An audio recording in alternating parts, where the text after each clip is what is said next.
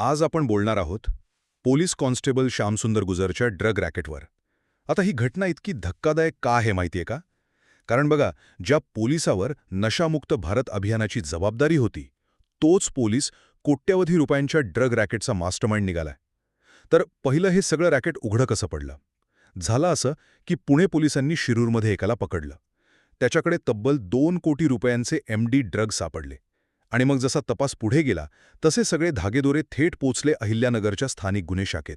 तिथे police constable असलेल्या श्यामसुंदर गुजरपर्यंत. आणि कळालं की हाच या जवळपास 26 कोटींच्या रॅकेटचा मुख्य सूत्रधार आहे. दुसरं म्हणजे गुजरने हे रॅकेट चालवलं तरी कसं, आणि याची पद्धत खरंच खूप धक्कादायक आहे. त्याने चक्क पोलीस स्टेशनमध्ये जप्त करून ठेवलेल्या ड्रग्जवरच डल्ला मारला. तुम्ही विचार करा, 25 किलोच्या साठ्यातून त्याने 10 किलो ड्रग्ज चोरले आणि कोणाला संशय येऊ नये म्हणून त्या जागी तेवढ्याच वजनाचा मैदा भरून ठेवला.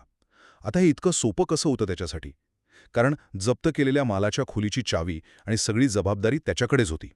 आणि तिसरा मुद्दा जो या प्रकरणाला आणखी गंभीर बनवतो, गुजरचा जुना रेकॉर्डही तसा वादग्रस्तच होता. त्याच्यावर हप्तेखोरीचे आरोप होते. तरीही त्याला LCB सारख्या महत्त्वाच्या विभागात पोस्टिंग मिळाली होती. आणि एवढा मोठा माल पोलीस मुख्यालयातून बाहेर जातो. त्यामुळे आता प्रश्न हा आहे की यात आणखी मोठे अधिकारी सामील आहेत का? म्हणजे थोडक्यात सांगायचं तर रक्षकानेच भक्षकाची भूमिका बजावल्याने संपूर्ण पोलीस दलाच्या विश्वासार्हतेवरच एक मोठं प्रश्नचिन्ह निर्माण झालं.